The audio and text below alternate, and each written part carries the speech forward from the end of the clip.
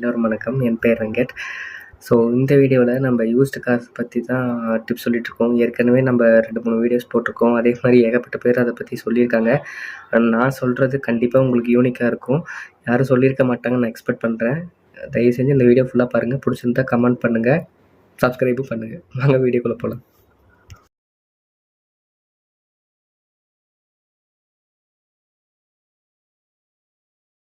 So first என்ன பார்க்க போகிறோன்னா, எவனையும் நம்பாதீங்க. எந்த ஒரு இன்ஃப்ளூயன்சர், கண்டென்ட் கிரியேட்டர், ஃப்ரெண்டு எவன் பேச்சு நீங்கள் கேட்காதீங்க. இதே நான் ஃபஸ்ட்டில் சொல்கிறேன்னா, இவங்க சொல்கிறாங்கன்னு சொல்லிட்டு நீங்கள் காரை வாங்காதீங்க. ஏன்னா உங்களை அடிச்சுக்க முடியாது. என்ன அடி எனக்கு போட்டியா போயிட்டு இருக்கீங்க. இவன் நானும் போடணும்ல. அந்த ஏதோ ஒரு சொல்லுவாங்களே குவாட், அந்த மாதிரி தான். ஜான் ஜட்சப் புக் வைஸ் கவர் அந்த மாதிரி தான்.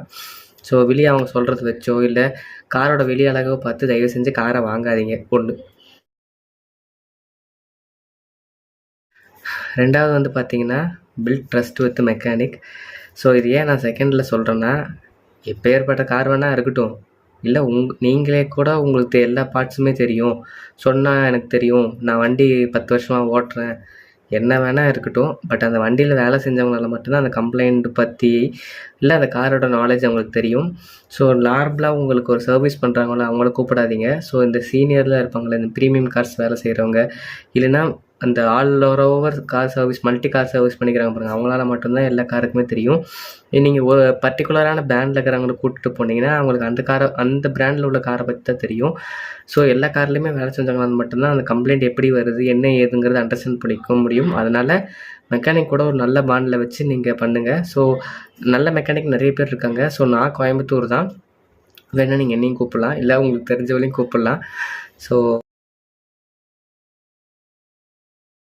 தேர்டு வந்து பார்த்தீங்கன்னா, மார்க்கெட்டோட அனலைஸ் பண்ணி நாலேஜ் தெரிஞ்சுக்கணும்.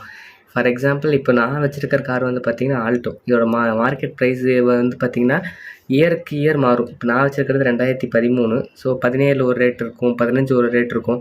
ஃபார் எக்ஸாம்பிள், நீங்கள் 2017, 18 வண்டிலாம் பார்த்துட்டிங்கன்னா உங்களுக்கு ஆல்மோஸ்ட் 3 லட்சம் 2,92,000 90,000 மேலே தான் வரும். ஸோ என்னோடய மாடல் போயிட்டிங்கன்னா உங்களுக்கு 2,50,000 60 வரும். ஆனால் நான் எடுத்தது 2 lakh தான். ஏன்னா என் வண்டியில் அவ்வளோ கம்ப்ளைண்ட்ஸ் இருக்குது. பட் இன்ஜின் நல்லா இருக்குன்னு தான் எடுத்தேன். ஸோ அதனால் மார்க்கெட்டில் அனலைஸ் பண்ணாமல் தயவு செஞ்சு கார் எடுத்துடாதீங்க. ஸோ 4வது விஷயம் வந்து பார்த்தீங்கன்னா, ரியாலிட்டி. ஸோ நீங்கள் எக்ஸ்பெக்ட் பண்ணுவீங்க 4 லட்சம் நம்ம செகண்ட்ஸில் யூஸ்ட் காரில் எடுக்கலாம், இல்லை ஒரு 2 லட்சத்தில் எடுக்கலான்னு சொல்லிட்டு. அப்படி எடுக்கிற மாதிரி இருந்துச்சுன்னா காரோட ரேஷியோ நீங்கள் தெரிஞ்சுக்கணும். அதாவது எப்படின்னா, 2 லட்சத்துக்கு கீழே உள்ள காரில் கண்டிப்பாக 1 லட்சம் சர்வீஸ் வைக்கும், 1 லட்சம் வேலை செய்யணும். அந்த செய்கிற வேலையில் வந்து பார்த்திங்கன்னா வேரியேஷன் நடக்கும். சில வண்டி 30,000 செலவு பிடிக்கிற மாதிரி இருக்கும், சில வண்டி 60,000 இருக்கும். ஆனால் 2 லட்சத்துக்கு கீழே உள்ள வண்டி பார்த்திங்கன்னா 2010, 12 அதுக்கு கீழே உள்ள மாடலாக இருக்கும். இதெல்லாம் அவுட் டேட்டடான கார்ஸ். இதை யாரும் வாங்காதீங்க. மிட் ரேஞ்சில் போயிட்டிங்கன்னா 3 லட்சத்துலேருந்து 5 லட்சம். ஒவ்வொருத்தரும் ஒவ்வொரு மாதிரி சொல்லுவாங்க. பட் நான் சொல்கிற ஸ்டாண்டர்ட்ஸ் நீங்கள் தெரிஞ்சுக்கோங்க. மிட் ரேஞ்சில் பார்த்தீங்கன்னா 3லேருந்து 5 லட்சம். ஸோ இந்த பட்ஜெட்குள்ளே இருக்கிற காரில் வந்து பார்த்தீங்கன்னா உங்களுக்கு மைல்டாக இருக்கும். ஸோ இந்த செக்மெண்ட்டில் நீங்கள் எப்படி எடுக்கலான்னா, சிட்டி டிரைவில் பண்ணுறவங்க, இல்லை இப்போ தான் வண்டி எடுப்பீங்க, தாராளமாக நீங்கள் ஜாப்பனீஸ் இன்ஜின் உள்ள கார்ஸ் நீங்கள் எதை வேணாலும் சூஸ் பண்ணலாம்.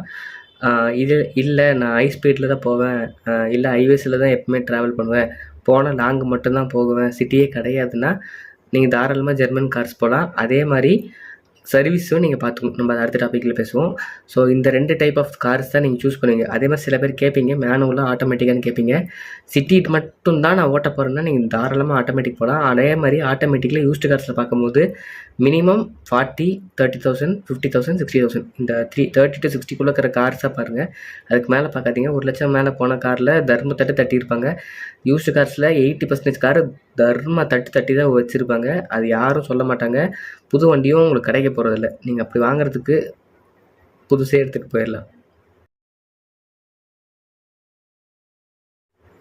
ஸோ ஃபிஃப்த்து பாயிண்ட் வந்து என்னென்னா, இஎம்ஐ மெயின்டெனன்ஸ். இது ஏன் நான் 5th கடைசியாக நான் சொல்கிறேன்னா, மோஸ்ட்லி நீங்கள் எல்லாமே தெரிஞ்சு தான் நீங்கள் காரே எடுக்க போகிறீங்க. ஸோ ஒன்ஸ் நீங்கள் இஎம்ஐயில் எடுக்க போகிறீங்கன்னா நீங்கள் என்ன காருங்கிறத சூஸ் பண்ணிக்கோங்க. ரிலையபிளான இன்ஜின் போய்க்குங்க. இல்லை நான் பட்ஜெட்டாக இருக்கிறவன் அப்படின்னு நினச்சிங்கன்னா, ஃபார் எக்ஸாம்பிள் மாதம் ஒரு 5000 6000 தான் ஒதுக்க முடியும் ஒரு காருக்கு அப்படின்னு நினச்சிங்கன்னா, தயவு செஞ்சு நீங்கள் ஜெர்மன் கார்ஸ் பக்கம் போயிடாதீங்க. காரணம் என்னென்னா, அதோட சர்வீஸ் ரேட்லாம் வந்து பார்த்திங்கன்னா 15,000 20,000 25,000லாம் வரும். ஸோ அதெல்லாம் யாரும் சொல்ல மாட்டாங்க. மைலேஜும் அந்த அளவுக்கு இருக்காது. நீங்கள் ஒரு எப்படி சொல்கிறது, middle class upper middle class இவங்களாம் இருந்துச்சுன்னா தாராளமாக நீங்கள் ஜாப்பனீஸ் இன்ஜினே போகலாம். இல்லை எனக்கு ஸ்போர்ட்டி லுக் வேணும், எனக்கு ஜெர்மன் தான் வேணும் அப்படின்னா செலவு பண்ணுறதுக்கு தயாராக இருங்க. அதே மாதிரி ஒரு கார் எடுக்க போகிறீங்கன்னா அந்த காரோட மெயின்டெனன்ஸை நீங்கள் தெரிஞ்சுக்கிட்டு தான் எடுக்கணும். ஃபார் எக்ஸாம்பிள் இப்போ நான் ஆல்டோ எடுத்திருக்கேன்னா சர்வீஸ் சென்டர்லேயோ இல்லை அந்த காரில் வேலை செஞ்சவங்களையோ அவங்களே கான்டாக்ட் பண்ணி அந்த காரில் மேஜர் சர்வீஸ்க்கு எவ்வளோ செலவாகும்னு தெரிஞ்சுக்கிட்டு அதுக்கப்புறமா நீங்கள் பட்ஜெட்டை கனெக்ட் பண்ணுங்கள். இப்போ என் காருக்கு நீங்கள் மேஜராக எடுத்துட்டிங்கன்னா மேஜர் ஃபுல் சர்வீஸ் வித் கிளச்சோட பார்த்தீங்கன்னா ஒரு 12-15 வரும். இதே நீங்கள் ஜெர்மன் கார்ஸுக்கு போனீங்கன்னா 20க்கு இல்லாமல் வராது. நான் சொல்கிறது உண்மையாக இருந்தால் உங்கள் ஃப்ரெண்ட்ஸ் யாரை வேணாலும் கேட்டு பார்த்துக்கலாம். ஸோ இது இந்த 5 பாயிண்ட். ஃபஸ்ட்டு வந்து பார்த்தீங்கன்னா இன்ஃப்ளூயன்ஸ் பேச உங்களுக்கு எவன் ஃப்ரெண்டு பேச்சு எவனும் கேட்காதீங்க. மெக்கானிக் ஒரு நல்ல மெக்கானிக்கு கூட கைக்குள்ளே போட்டு வச்சுக்கோங்க. நீங்கள் எந்த ஊரில் இருந்தால் சரி நல்ல மெக்கானிக் தாராளமாக கிடைப்பாங்க. 110 பேர் நல்ல மெக்கானிக் இருக்காங்க, ஜென்யூன் மெக்கானிக் நான் சொல்கிறது. ஸோ அவங்கள வச்சுட்டு காரை சூஸ் பண்ணி வாங்குங்க. அண்ட் தேர்டு வந்து பார்த்தீங்கன்னா மார்க்கெட் அனலைஸ் பண்ணாமல் வாங்காதீங்க. ஒரு கார் எடுக்க போகிறீங்கன்னா உடனே இன்றைக்கி போகிறோமா இன்றைக்கே சூஸ் பண்ணணுன்ட்டு தயவு செஞ்சு வாங்காதீங்க. சில பேருக்கு தான் அந்த மாதிரி அமையும், 100ல் ஒருத்தருக்கு அந்த மாதிரி அமையும். மீதி டைமில் கம்பேர் பண்ணி பார்த்து காரை வாங்குங்க. அண்டு 4வது வந்து பட்ஜெட்டை நீங்கள் முடிவு பண்ணிக்கோங்க. கம்மியாக வாங்கிட்டு அதிகமாக செலவு பண்ண ஆசைப்படாதீங்க. அதிகமாக கொஞ்சம் ஒரு எக்ஸ்ட்ரா ஒரு 1 லட்சம் போட்டு நல்ல கார் எடுத்துகிட்டு போயிருங்க, அதுதான் பெட்டர். 5வது வந்து மெயின்டெனன்ஸ் இஎம்ஐ தெரியாமல் கார் எடுக்காதீங்க. ஸோ இந்த 5 பாயிண்ட் தெரிஞ்சுக்கோங்க. உங்களுக்கு வேறு ஏதாவது டவுட்ஸை கண்டிப்பாக மென்ஷன் பண்ணுங்கள். கடைசியில் சொல்கிற எந்த ஒரு இன்ஃப்ளூயன்ஸரும் நம்பிடாதீங்க. மெயினாக என்னை எடுத்து வச்சா பாருங்கள் இந்த ஃபால்ஸ் வேல்யூ, அந்த நாயை நம்பிடாதீங்க தயவு செஞ்சு.